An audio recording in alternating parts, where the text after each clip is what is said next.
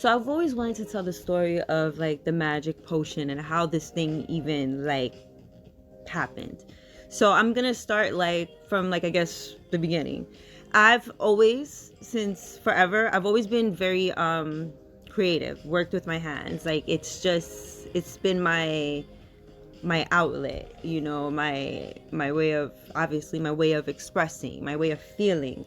Um so I've pretty much, anytime something has interest me, like, and I see it, I'll go and figure out what are the tools I need to make this happen. What are my supplies? What do I need? And then from there, I'll just jump in and figure it out and just start doing it. So I taught myself how to paint. I've taught myself how to use Ruston art. I've taught myself how to like mold pieces and make costumes, all of that. But somehow, like, I always felt like throughout the years, like there this isn't just it though. There's something I'm supposed to do, and somehow, some way, that one thing is gonna tie everything else in, and I'm gonna find it someday. And when, I don't know. And it's like it took a long time, and I was like, okay, when?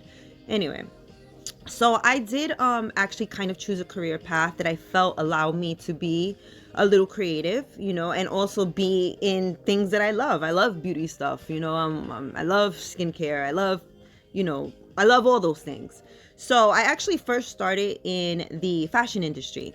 And when I worked there, I worked for a creative director, and that was such a dope experience. I worked with him for about like 2.5 years, and working with him, I got to see, like, from that side what it was to, you know, come up with the ideas. What are the color palettes? What is the inspiration? Create the inspiration boards, and then work with a team of people and like implement those ideas, and that was the beginning of something that I felt like this thing here is going to be something with whatever that thing is that I figure out later on. This is it, something here.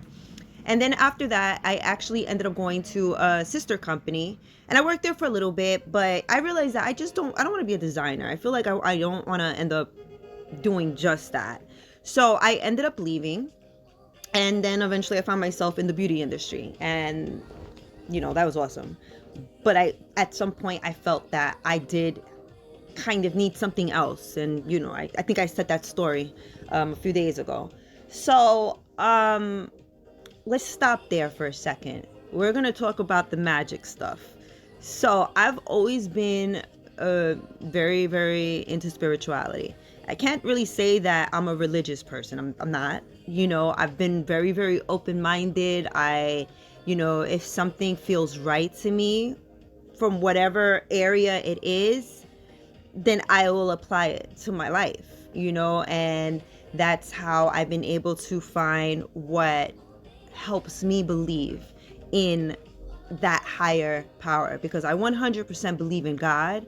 I just might not believe in it in the way some people believe in it, the way their books say. I believe in the energy. I believe, in that source. I believe in being connected to it, but I believe that I had to find my way. And so that's what I set out to do. And I have I've done different things, to connect. I've learned how to read tarot. I've learned a certain kind of magic that I believe in, and it's the only kind of magic I believe in, and I do practice it. And the magic I believe in is a self-love, self-healing magic. It's the only kind of magic I practice, and it is to heal yourself, to love yourself, to, that was basically it. It's just to continue growing. And magic is anything that helps you reach that point. So yeah, so I decided that that's what I was going to do. I was going to learn magic, and I was going to learn to heal myself, heal my, heal my life, heal the experiences that, maybe had caused me pain or, whatever. And that's what I was going to do. So I started learning magic. And in doing that, I would start heading to places that had energy vortexes and connect to energy. And I would go do cleansings, and I learned to cleanse myself, and I loved it. So we'll stop there, and we are going to now jump to 2019. I think it was 2019, I believe. Yes, I had went on a little adventure. I'm always going on adventures. That's another thing. Me and adventures, that's my shit. So I remember I wanted to go to Maine, and I knew that when I got there, I wanted to go to Steven Spielberg's house. That was like a must. So of course, that's what we did.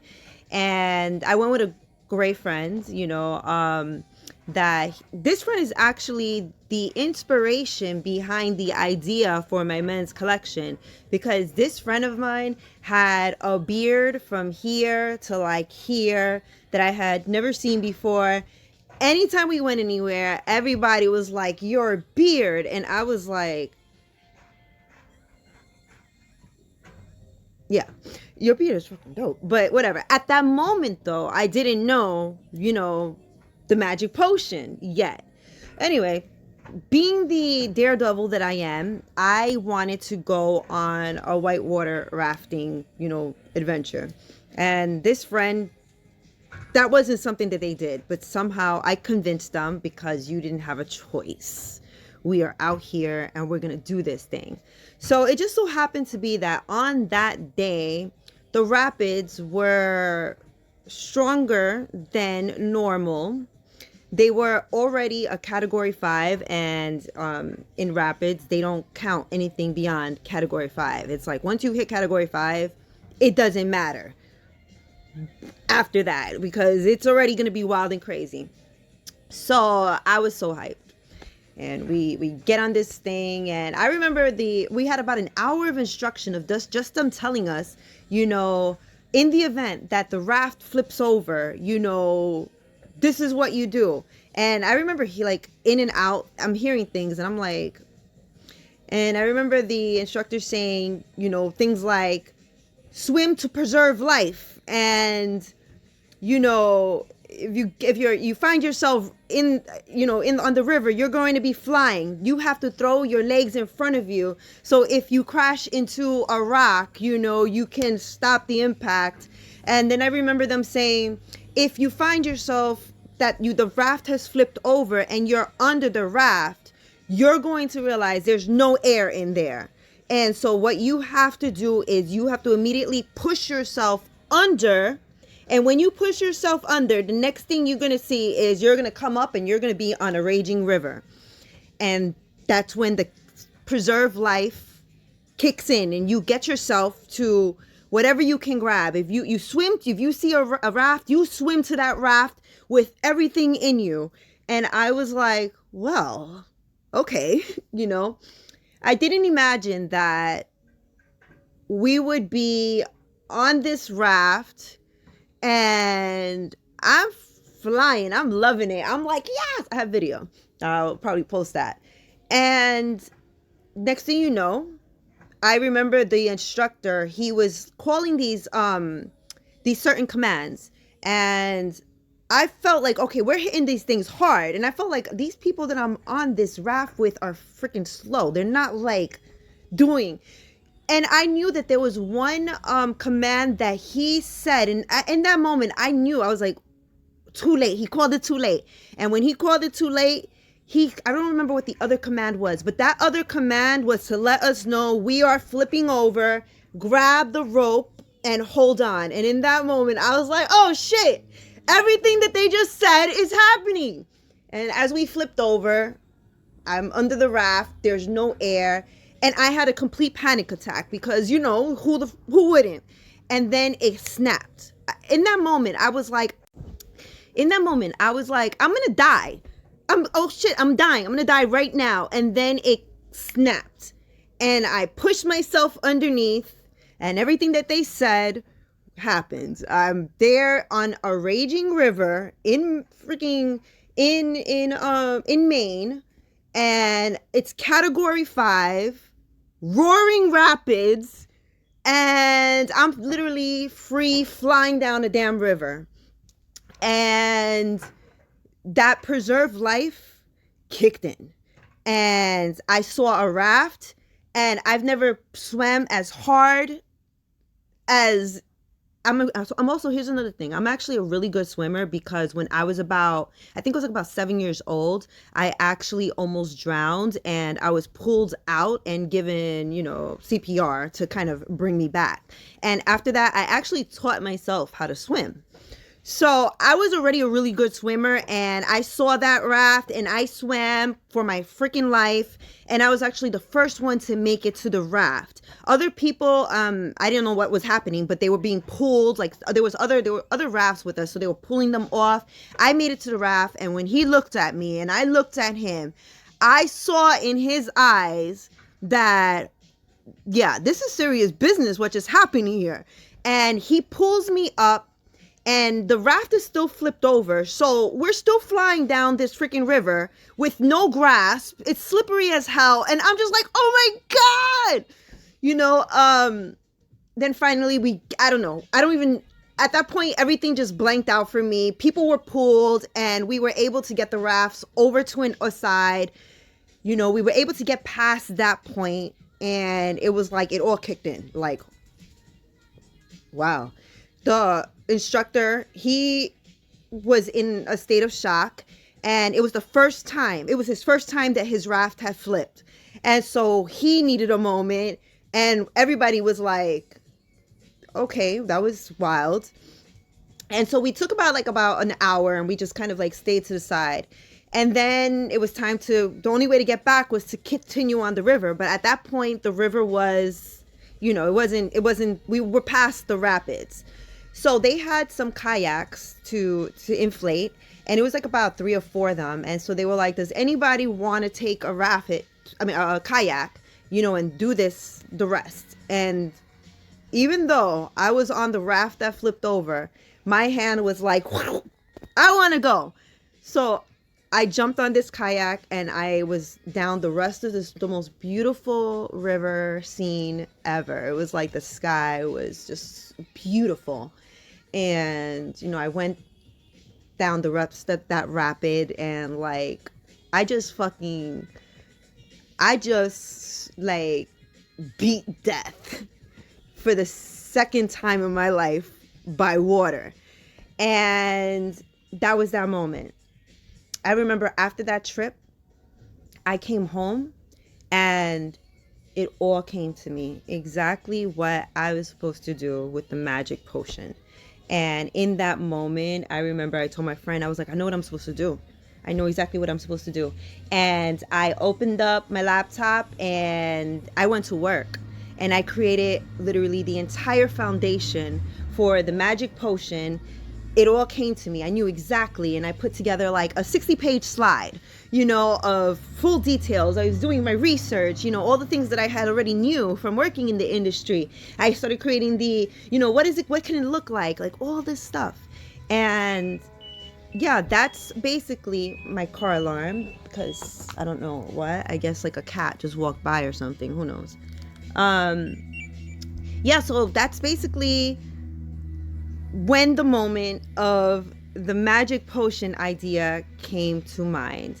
And now the magic potion is obviously a beauty brand that it is all about self-care. It is all about self-love.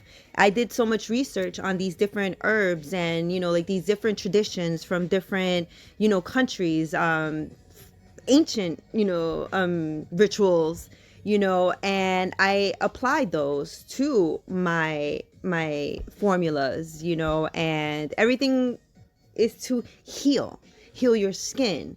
It's not just that. Like, I wanted to create an experience in some of these collection boxes.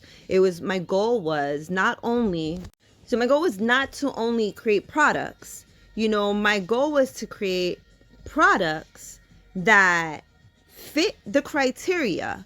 of my vision, but I also wanted to create an experience. I wanted to create an emotion. And so I thought of collection boxes and what would those boxes be? I knew that there wasn't going to just be one box. I knew that each box was going to have its own story and it was going to, bring out an emotion. That's why the first collection box is the Rose Quartz collection, because the Rose Quartz symbolizes love and healing. And so that was the first collection that I started working on. And it's featuring products that will be on the main line. And that's what all the collection boxes will be. Each box will have a theme, and each theme will have products. It's not always going to be the same products in each box, but there's going to be products that are going to be in alignment with that theme. So products will have specific scents that fall into that vibe and energy. The different things that will be in the boxes, like whether it's candles or anything, it's all going to be in alignment. And my thought process was also to work with other artists and be able to bring and feature their art in these collection boxes, because I want to have like a full rounded experience. But not only do I want to show my art, I want to be able to showcase other people out there and their artistry and what they do. Whether it's someone who bakes a cake, there's a way that maybe we can do something, maybe not necessarily stick a cake in the box, but I'm working on the birthday cake collection. And why did I choose the birthday cake collection is because I'm launching this thing on my birthday and it felt right. I've never really celebrated my birthday too much. I've never really been big on announcing, hey, it's my birthday. It's just never really. So I felt like it's time to launch this thing. And then I challenged myself with February 16th. This is the day. If there's ever going to be a day that this thing is born, then February 16th will be the day. So I decided, okay, I'm going to do the birthday cake collection.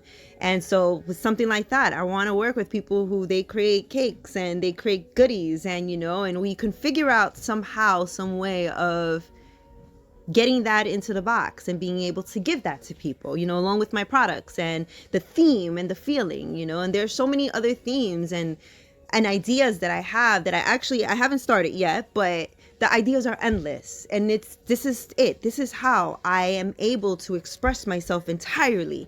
The opportunity to create anything I can imagine is here. It's through the magic potion. And I am like I just want to cry of how happy I am that it finally happened. And I'm so excited to share this with everybody. And that's it, I'm done.